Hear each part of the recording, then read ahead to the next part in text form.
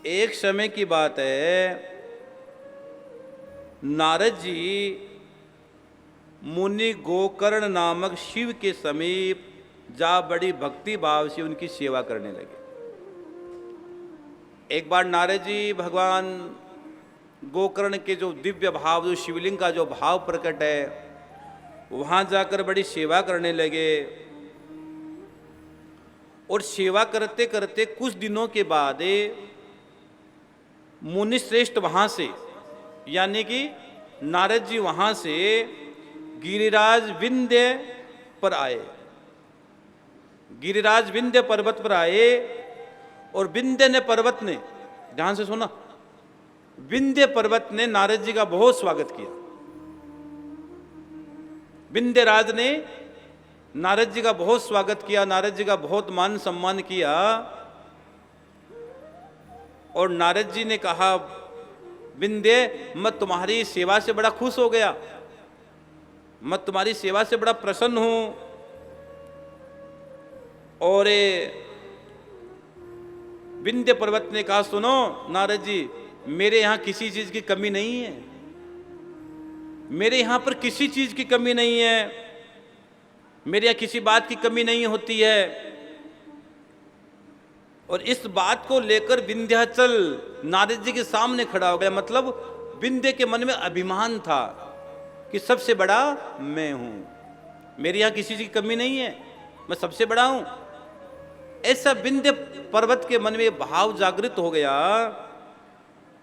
और नारद जी ने सोचा, इस विंध्य के तो अभिमान आ गया, इस विंध्य पर्वत तो अभिमान आ गया। तो नारद जी को विंध्य पर्वत ने पूछा कि नारद जी बताओ, आपने कौन सी कमी देखी, मेरे पास क्या कमी है? मेरे पास सब कुछ है, सब कुछ। तो नारद जी ने कहा, तुम्हारे पास सब कुछ तो है, लेकिन फिर भी मेरू पर्वत है, ध्यान से सुनना, फिर भी मेरू पर्वत तुमसे बड़ा है। लो सा, तुम कहते हो ना मैं सबसे बड़ा हूं, सबसे अच्छा हूं, मेरे पास कोई कमी नहीं है, तुम बड़े तो बहुत हो, सब कुछ तुम्हारे पास है, लेकिन मेरू पर्वत तुमसे बड़ा है।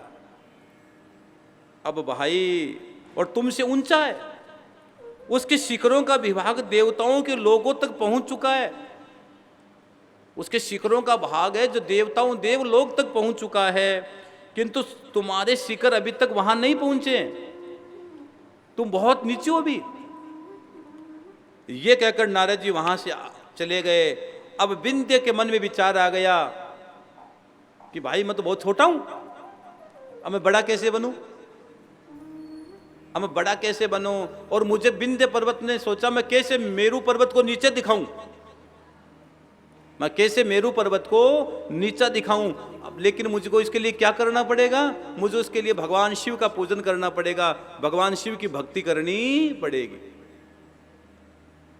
अब यहां शिव महापुराण कहती है, मैं ओंकारेश्वर की कथा सुना रहा हूं, और भैया ये विंध्य पर्वत ने भगवान शिव का पूजन करना प्रारंभ कर दिया, भगवान शिव का अर्चन करना प्रारंभ कर दिया।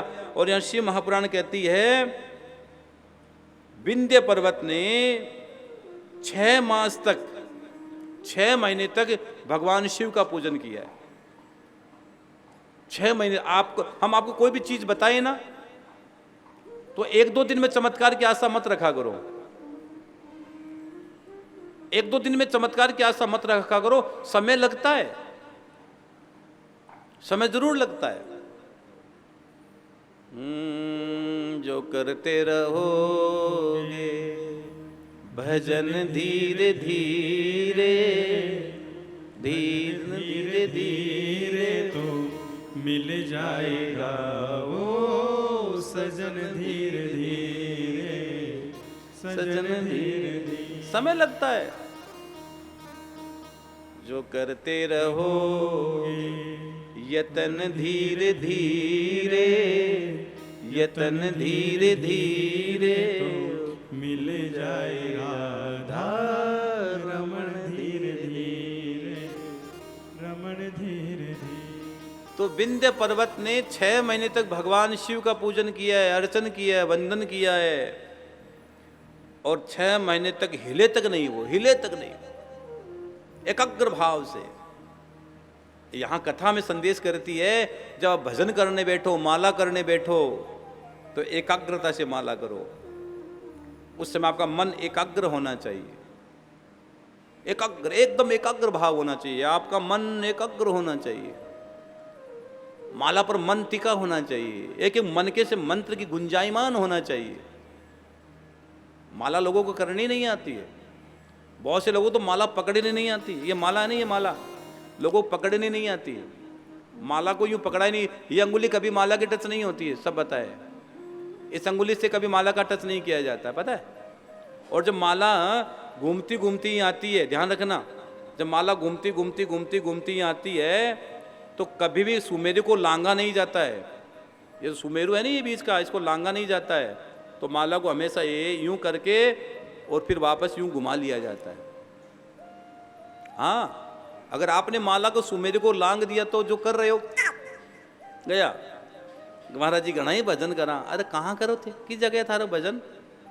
कहने कई लोग क्या महाराज जी घणो ही घी खावा लग गया ही को नहीं। कई लोग कहते महाराज जी बहुत देसी घी खाते, शरीर को लगता ही नहीं है। अरे शरीर में पचा ही नहीं तो लगेगा कहाँ से, पहले पचाने की आदत तो डाल। पचा ही नहीं, खाने से क्या हो गया। हाँ, तो अगर माला करते हो तो माला चलते चलते जब यहां आ जाए आपकी, तो सुमेरे को कभी लांग ना मत, यूं घुमा देना। इसलिए जो गोमुखी होती है, इसलिए इस अंगुली को वैसे ही बाहर कर दिया जाता है ताकि वो टच ना करे। माला पकड़ने नहीं आई, जिंदगी में बूढ़े हो गए, हाँ, लेकिन 500 की गड्डी जरूर पकड़नी आई महाराज। वो तो देखते ही नहीं छोड़ते, माला तो आए ना आए। माला का कौन करे, माला झंझट है माला।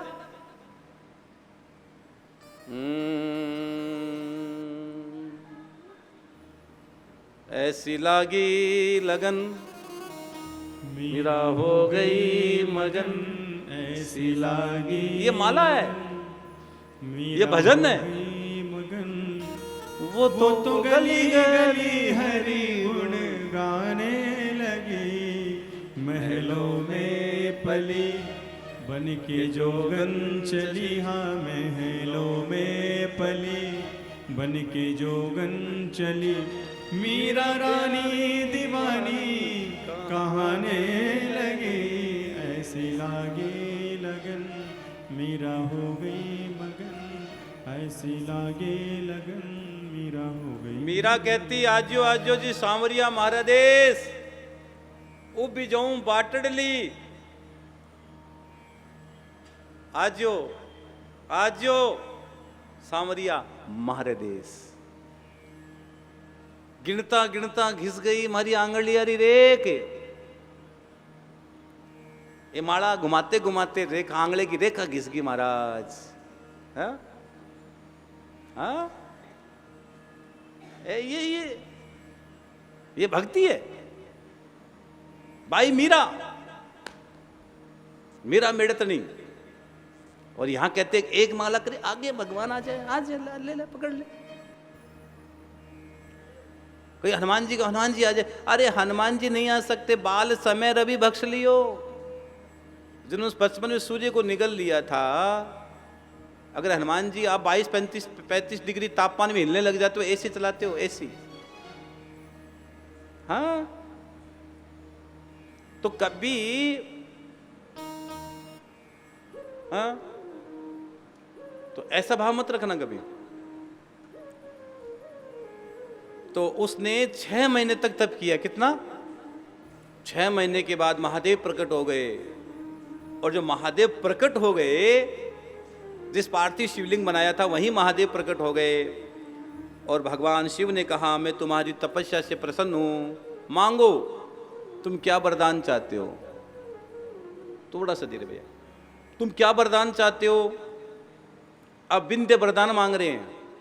विंध्य कहते हैं, भगवान जो जैसा आपकी मर्जी हो वैसा ही करो, मैं आपसे कुछ नहीं चाहता हूं। अब यहां एक चीज सीखने वाली है। विंध्य पहले भक्ति क्यों करने बैठे थे? कि उस पर्वत को नीचे दिखाने के लिए, कि वो नीचे, मेरे से नीचे हो जाए। लेकिन जब भक्ति जीवन में आ गई, भगवान शिव जीवन में आ गए, तो अब ऊंच नीच का भाव खत्म हो गया। अब बेर भावना खत्म हो गई। जहां बोध है वहां विरोध नहीं, ध्यान रखना।